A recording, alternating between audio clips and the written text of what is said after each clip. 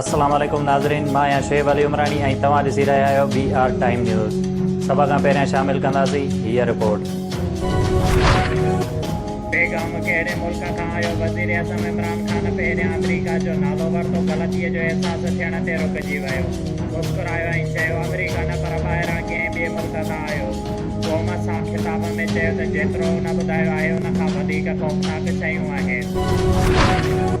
वज़ीर आज़म इमरान ख़ान चयो आहे त अचर ते तहरीक अदम एतमाद ते वोट खे थींदी फ़ैसिलो थींदो त मुल्क कहिड़े तरफ़ वेंदो।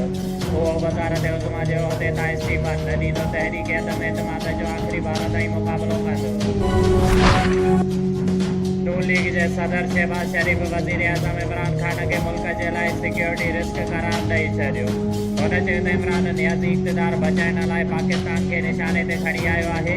इमरान नियाज़ीअ जी तक़रीरुनि ते पाबंदियूं लॻायूं वञनि। उहो मुल्क जे सिफ़ारती तहलुक तबाह करण रहियो आहे। पीपुल्स पार्टीअ जे चेयरमैन बिलावल भुट्टो ज़रदारी चयो आहे त उहो वज़ीर आज़म इमरान ख़ान जी तक़रीर न आहे ॾिसंदो। अमरीका जो सदर हुनखे फ़ोन नथो करे त धमकी छो ॾींदो।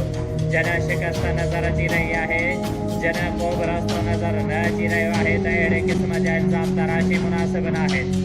इमरान रोई रोई एनारो घुरी रहियो आहे। नून लीग जी रहनुमा मरियम नवाज़ वज़ीर आज़म इमरान ख़ान जी क़ौम सां ख़िताब ते रद्द अमल ॾींदे चयो आहे त उहो हर रोज़ु साबित कंदो आहे त उहो हुन जी कुर्सीअ जो क़ाबिल ई न आहे। इमरान ख़ान जी ज़बान बंदी करणी पवंदी उन खां पहिरियां जो उहो हिन मुल्क जो मज़ाक़ बणाए छॾे। IBA टेस्ट पास कंदड़ उम्मीदवारनि पारां ऑफर ऑर्डर न मिलण ख़िलाफ़ विजय कुमार, सदाम जमाली, मुकेश कुमार, अब्दुल गफ़ार ऐं ॿियनि जी अॻुवाणीअ में नवाब शाह प्रेस क्लब ॿाहिरां एहतिजाजी मुज़ाहिरो कंदे चयो आहे त सिंध जे मुख़्तलिफ़ ज़िलनि में ऑफर ऑर्डर ॾियण खां पोइ पोस्टिंग ऑर्डर ॾिना विया आहिनि। लेकिन इंतिहाई अफ़सोस सां चवणो थो पवे त जियो नवाब शाह असांखे अञा ताईं ऑफर ऑर्डर नथो ॾिए ऐं असां हर रोज़ु आसरा ॾिए थो, जेका इंतिहाई अफ़सोस जोॻो अमल आहे। जॾहिं त अहिड़े अमल सां उम्मीदवारनि में सख़्तु मायूसी ऐं बेचैनी पकड़ियल आहे। हुननि तालीम जे सूबाई वज़ीर, सेक्रेटरी तालीम ऐं ॿियनि बि सवालनि खां मुतालबो कयो आहे त ऑफर ऑर्डर ॾेई बेचैनी ख़तमु कई वञे, ॿी सूरत में एहतिजाजी तहरीक हलाई वेंदी। बांदी ॻोठ मुरीद ख़ान जमालीअ जे रहवासी रियाज़ जमाली प्रेस क्लब बांदी अची प्रेस कॉन्फ्रेंस कंदे ताहीदे चयो आहे त अली ख़ान जमाली ऐं उस्ताद सिद्दीक़ जमाली मुंहिंजे ज़मीन ते कब्ज़ो करणु चाहिनि था। उस्ताद सिद्दीक़ जमालीअ सां मुख़्तलिफ़ ॻोठनि जा हथियारबंद गॾु आहिनि ऐं मूंखे ऐं मुंहिंजे घर भातियुनि खे जान जो बि ख़तरो आहे।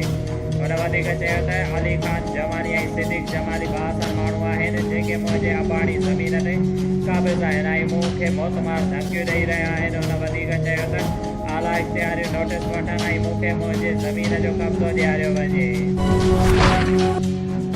68 मोरी भरिसां मिर्ज़ा ॻोठ वटि 10 सालनि जो दीगर आदिल बिरोही पुटु दीदार बिरोही पाणीअ वारे टैंकर हेठां अची चीपाड़जी फोट थी वियो।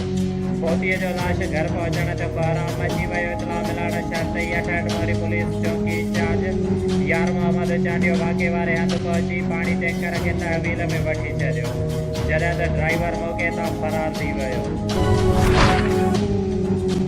जाम साहब लॻकोट सैयद नूर हसन शाह जे रहवासियुनि पारां इरीगेशन अमलदारनि जे नाइंसाफ़ियत ख़िलाफ़ एहतिजाजी मुज़ाहिरो कयो। ॻोठाणनि गुलाम कासिम छुटो, अली अकबर छुटो, दीन मोहम्मद बिरोही, नूर मोहम्मद छुटो ऐं ॿियनि एहतिजाजी मुज़ाहिरो कंदे चयो आहे त इरीगेशन अमलदारनि असांजे 1.25 एकड़ ज़मीन जो पाणी नथा ॾियनि ऐं असांजे हिसे जो पाणी ॿियनि खे विकिरो करे ॾियनि था ऐं केतिरे ई अरसे खां असांजे हिसे जो पाणी न मिलण करे ज़मीन ख़राब थी वई आहे ऐं इरीगेशन अमलदारनि हुन ज़मीन ते कब्ज़ो करणु चाहिनि था ऐं अॼु इरीगेशन अमलदार असांजे माण्हुनि मथां हमिलो करण जी कोशिशि पिणु कई ऐं पुलिस फौजी हमिलो कंदड़नि खे भॼाए छॾियो।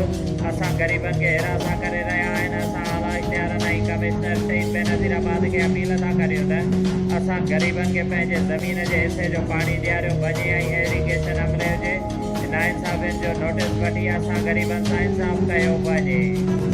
शुएब अली उमरानी खे ॾींदा इजाज़त। वधीक ख़बरुनि ऐं अपडेट्स लाइ ॾिसंदा रहो BR टाइम न्यूज़।